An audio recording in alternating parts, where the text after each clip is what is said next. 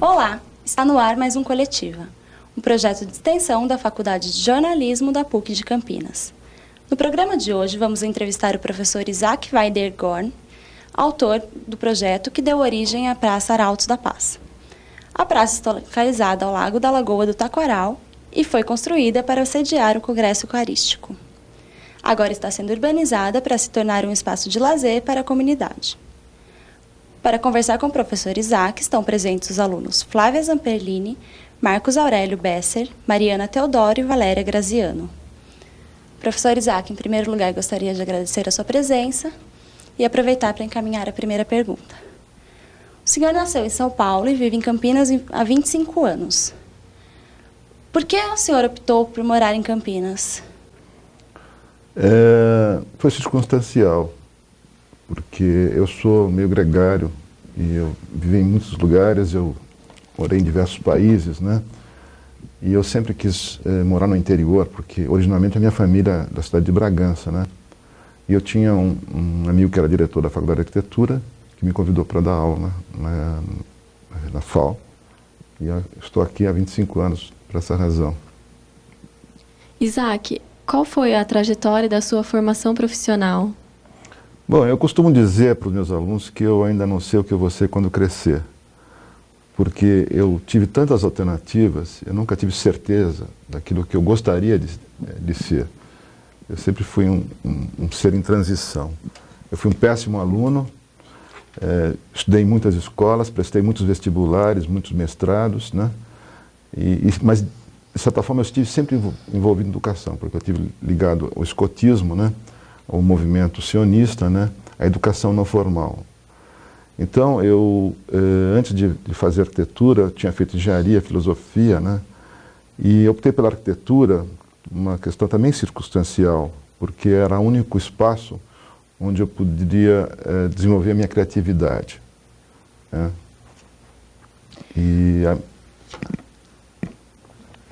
Bom, quer continuar?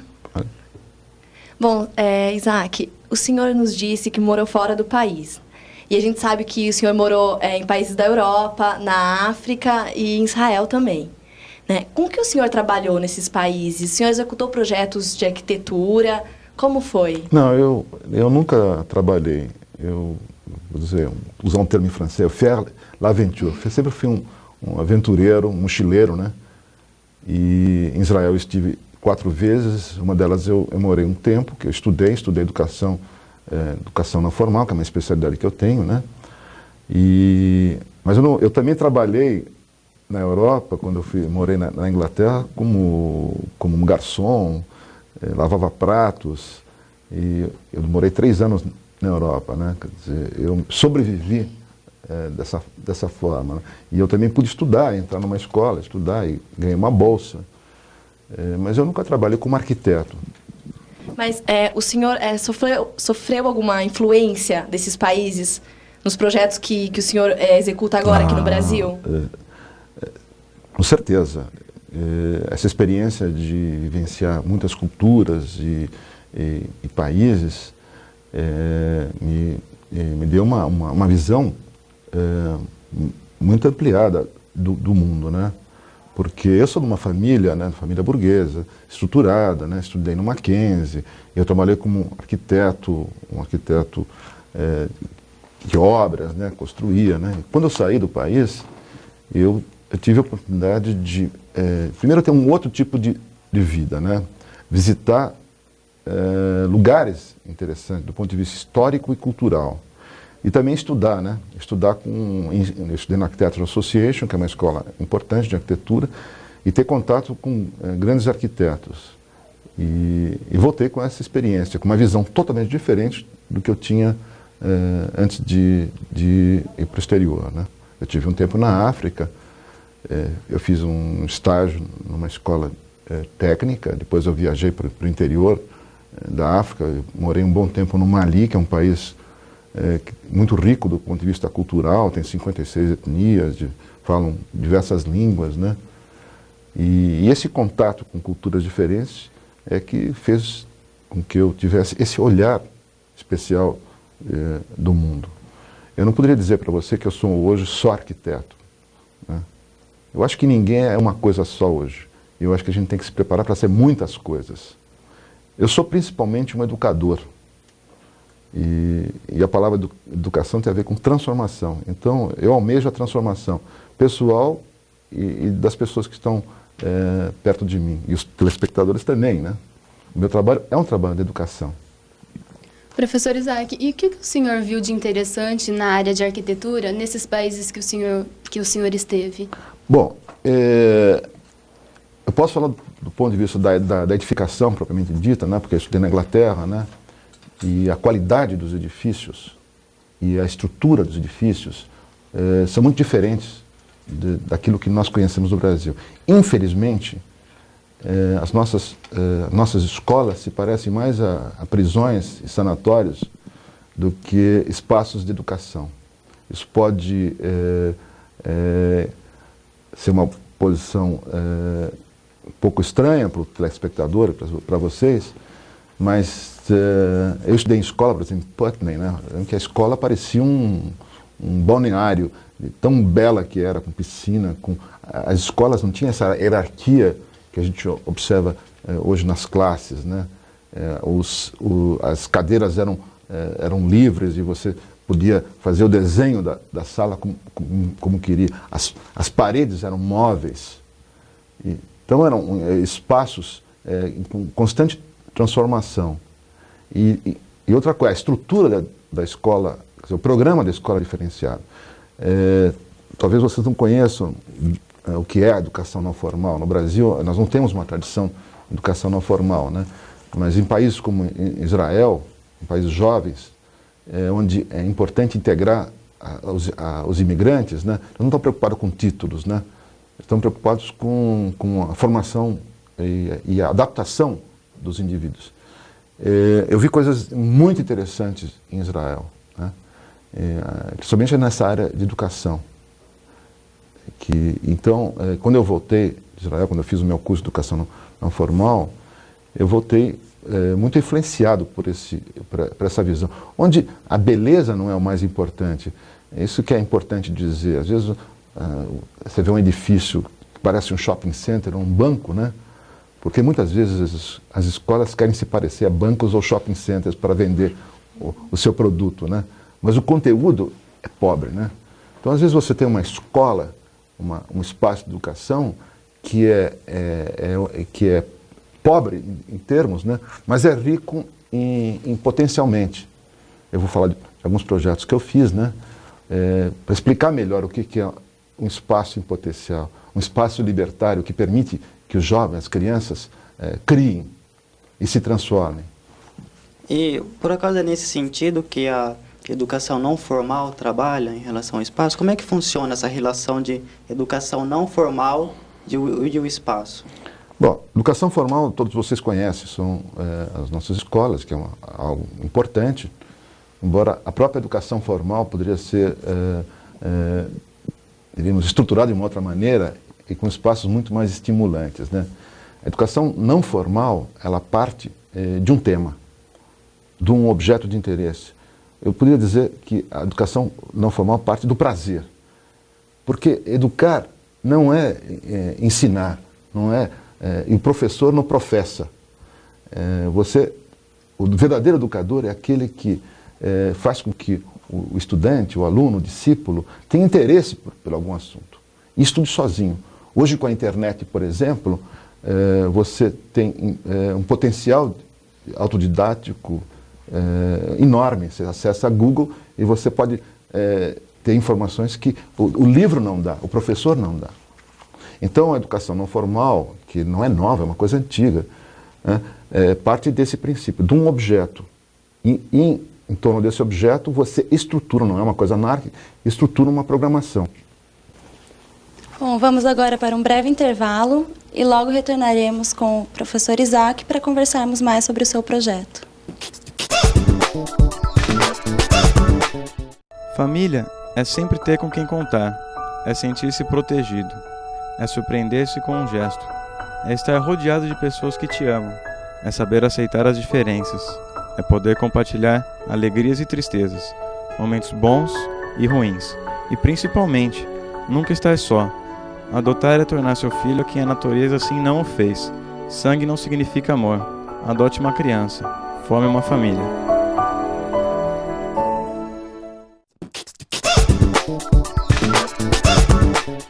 Estamos de volta com o Coletiva, que entrevista hoje o professor Isaac Weidergorn, arquiteto e autor do projeto que deu origem à Praça Arautos da Paz. Professor Isaac, o projeto da Praça Arautos da Paz foi um concurso da PUC entre professores. Foi o primeiro concurso desse tipo que o senhor participou? Não, eu sou um veterano de concursos, mas esse concurso especial tem o mérito de ter sido organizado pela Cúria e pela universidade, né, entre os professores, né. E isso tem um significado também singular, porque, em geral, você participa de concursos e você imagina que o júri tem um tipo de pensamento. E nesse concurso a gente tinha inteira liberdade. Nós agimos como professores, como educadores. E o fato de ser um espaço para o congresso eucarístico, né, um congresso de importância religiosa, espiritual, também foi um desafio para nós. Porque a arquitetura tem muito a ver com o sagrado. A arquitetura, eu poderia dizer para você, não é a construção, é o sagrado da construção, é o sentido da construção.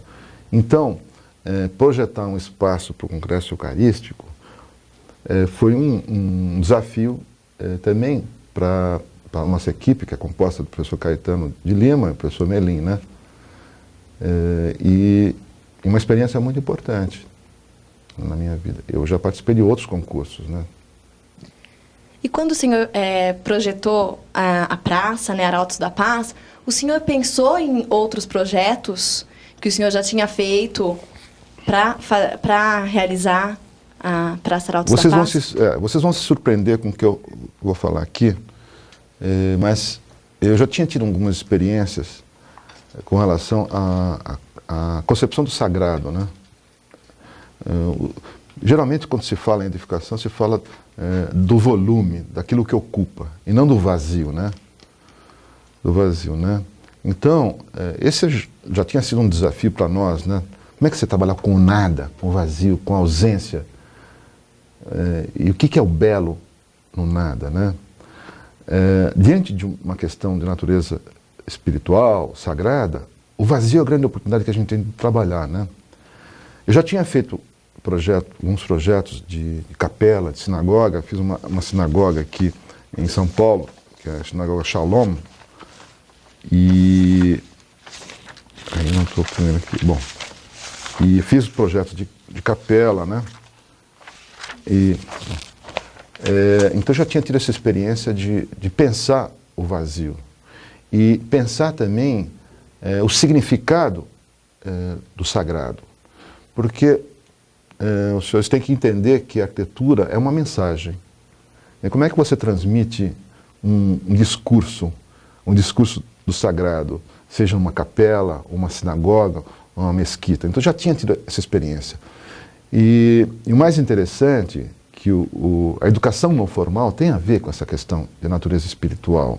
A história da educação não formal, a história do prazer, a história da transformação é uma questão de natureza espiritual. Não posso dizer que é uma questão religiosa, né? Mas você trabalhar com a alma das crianças, com o espírito das crianças, é um desafio que o arquiteto também deve ter ao criar um espaço. Então, quando eu criei o Projeto Sol em Paulínia, né? O Projeto Sol, que é um projeto de educação não formal, deixa eu ver aqui. Aqui é o Projeto Sol, e a concepção partia do princípio que o projeto, que a obra tinha que ser um teatro, não um teatro com palco italiano, não, mas um teatro onde você é ator, espectador e autor do texto. Então a criança, o professor, ele contribui para essa constante recriação do texto. Porque a educação também tem que ser uma experiência de interação, de troca de afeto, não só de recepção de conhecimento, né? Quando as crianças e as pessoas têm afeto, têm troca, elas se sentem mais à vontade, primeiro, de colocar suas questões e receberem contribuições. Então, o projeto SOL em Paulínia, nós fizemos 4 projetos SOL, esse é um deles, né?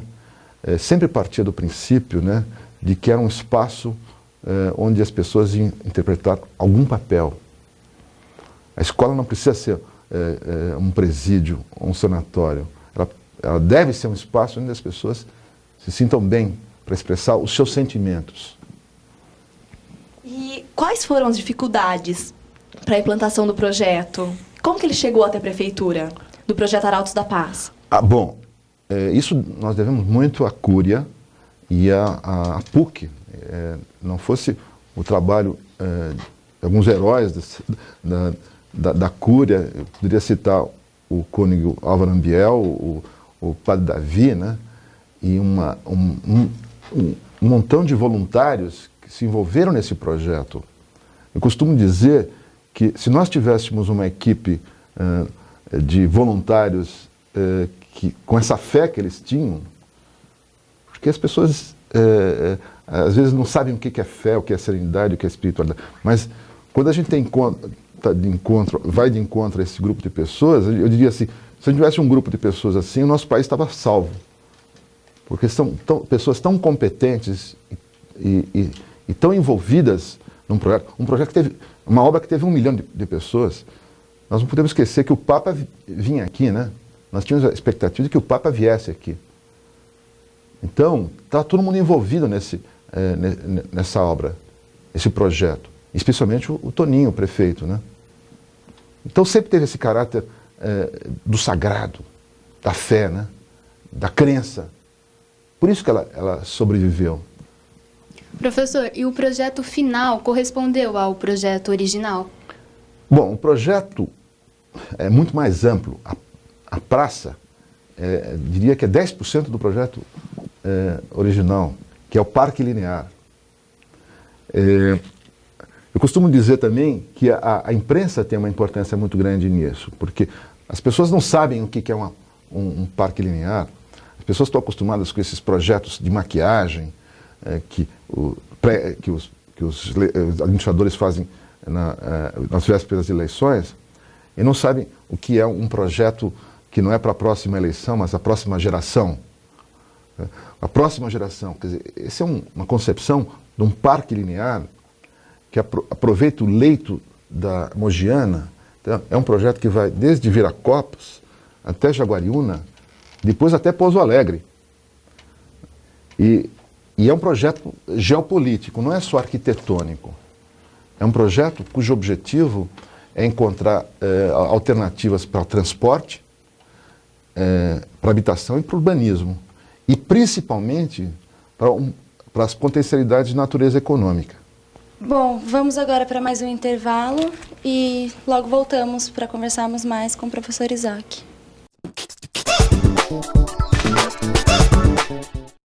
Fábio Almeida, 17 anos, teve overdose. Luiz Alberto Menezes, 29 anos, entrou em coma alcoólico. Roberto Campos, 44 anos, teve câncer de pulmão. Washington da Silva, 9 anos, passou fome, muita fome. A diferença é que o fim de outros Washingtons você pode mudar.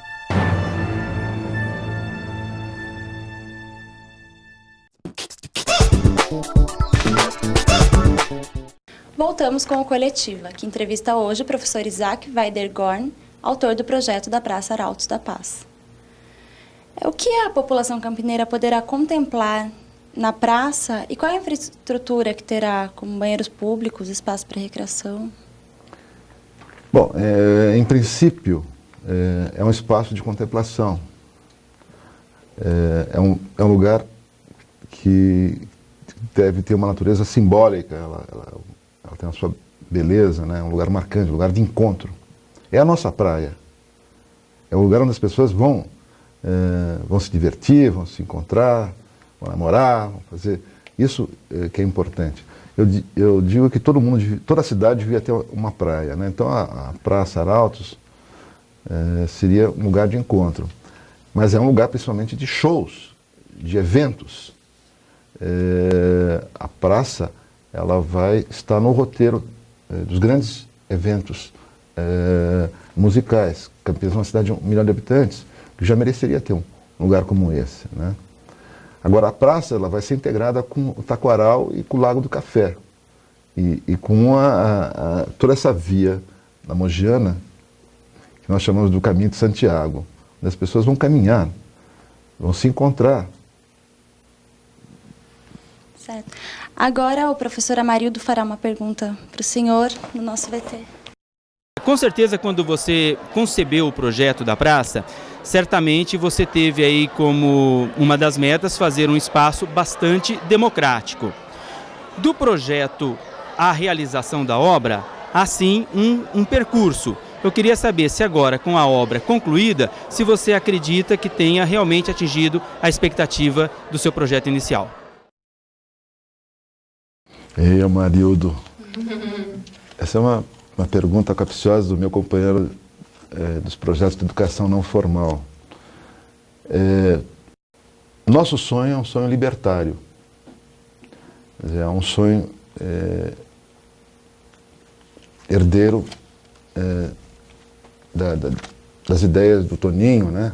Que era professor daqui da escola, e uma pessoa carismática, né?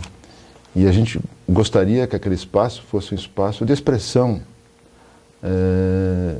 de manifestações as mais diversas que ainda não existem na cidade, né? Não pensem que foi fácil realizar o que está aí.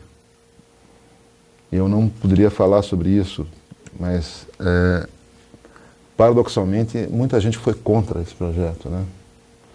Então a obra é também uma obra vitoriosa porque, primeiro, a população local, e eu preciso dizer o nome aqui do presidente da associação, que é o Marco Ceará, que foi fundamental e que fez com que a imprensa se tornasse aliada desse projeto. Sem a imprensa, nós não conseguiríamos realizar essa obra, né? Então nós temos a Cúria, a Igreja, a Universidade, a imprensa e a Sociedade de Amigos do Bairro, presidida pelo Marco Ceará, né? E esse espaço é um espaço que depende também de uma programação. Quer dizer, ele não existe por si só. Agora é preciso muita criatividade para que ele seja ocupado. Agora, eu diria que eu estou satisfeito, nós podíamos estar satisfeitos, gratificados, se as pessoas utilizassem esse espaço para qualquer coisa. E qual foi exatamente a sua intenção ao projetar esse espaço? Bom, nós somos, diríamos, utopistas. Os três arquitetos nós somos visionários. Nós não pensávamos só na praça, nós pensávamos na cidade, nós pensávamos na região, nós pensávamos no país. Primeiro que nós acreditamos muito no potencial de Campinas, né? E nós achamos que a cidade não pode ser a cidade da piscina, churrasco e shopping center, né? Ela é uma cidade que tem que ocupar o seu lugar histórico, de cidade que tem 2, 3 universidades, né? Centros de pesquisa. Né? Então ela tem que dar condições para que a cultura se manifeste. E não só a cultura, mas todas as outras manifestações que expressem a criatividade do ser humano. Né? E, junto com a criação dessa praça, o senhor tem um sonho de criar um caminho de Santiago brasileiro aqui, né? Ligando Campinas a Pouso Alegre.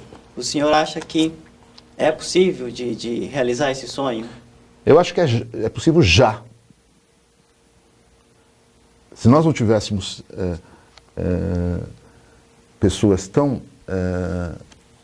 como eu vou dizer, teria que tomar cuidado com o termo, pessoas ignorantes, medíocres, porque o grande inimigo desse projeto é a ignorância, a mediocridade e o oportunismo. Vou dar um exemplo de pessoas que estiveram envolvidas e contribuíram. Por exemplo, o prefeito de Uguaiúna, o prefeito Tassiro, queria contribuir para unir a Praça Rosa Paz com Jaguariúna, então a cidade ia financiar a linha de trem, né? Infelizmente, por razões que eu desconheço, isso não foi possível. Então, o nosso caminho de Santiago poderia ser uma realidade já. Primeiro que a gente tem a imprensa do nosso lado, nós temos a população do nosso lado, nós temos diversas empresas ao nosso lado. O que é preciso é boa vontade, porque o projeto está pronto, as condições para a realização são viáveis, é só começar a fazer. O senhor disse antes que a Praça Arautos da Paz vai servir para shows, namoro, dentre outros, né? Mas anteriormente ela servia também para circos, parques de diversões. E como que vai ficar? É totalmente viável. Olha, eu gostaria de lembrar que hoje a maior expressão de circense e da integração de todas as artes é o Cirque du Soleil.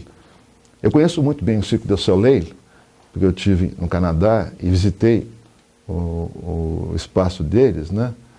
E eu acho que a nossa praça, o nosso espaço, tem condições de fornecer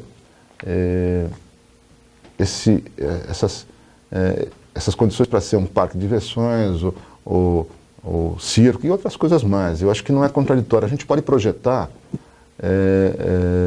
lugares para toda e qualquer atividade. Tem espaço para isso. A área só vai abranger mais do que é agora? Olha, é tão grande a área lá, o parque linear é tão grande que é possível projetar não só um espaço para circo, para um parque de diversões, mas para diversos museus e tudo aquilo que a gente imaginar e copiar de outros países, de outras cidades, né? Tem espaço para tudo. Isaac, e como um espaço como esse pode trazer economicamente para Campinas? Olha, isso eu tenho uma certeza absoluta, porque eu só vou dar um dado. Nós temos um importador ligado ao Mercosul, que nos afirmou, assim, com certeza, que todas essas cidades que vão desde Jaguariúna, Pedreira, Serra Negra, Lindóia, Monte Sião, até Pouso Alegre, constituem grandes produtores de malha, né? E isso tem um potencial econômico enorme. Quer dizer, toda a região metropolitana que vai de Viracopos, né? Viracopos vai se tornar, já é um dos maiores aeroportos do Brasil de carga, né? Potencial econômico enorme. A cidade de Campinas tem um potencial econômico enorme. Isso aí só vai contribuir para incentivar outras atividades, outros investimentos. O que é mais importante, vai criar também alternativas de empregos e alternativas de transporte, porque isso tudo anda junto. Por isso que a gente chama de projeto geopolítico. O Parque Linear não é um projeto de maquiagem, não é uma pracinha, não. É um projeto geopolítico de toda a região metropolitana e que vai até Pouso Alegre. O programa de hoje está terminando. Professor Isaac, gostaria de agradecer a sua presença e abrir um espaço para suas considerações finais. Eu queria agradecer ao professor Zanotti e à PUC e repetir a importância que tem a universidade e a imprensa na efetivação dos nossos sonhos. A Praça Arautos da Paz só existiu por causa da imprensa e da universidade e da população. Certo. Obrigada.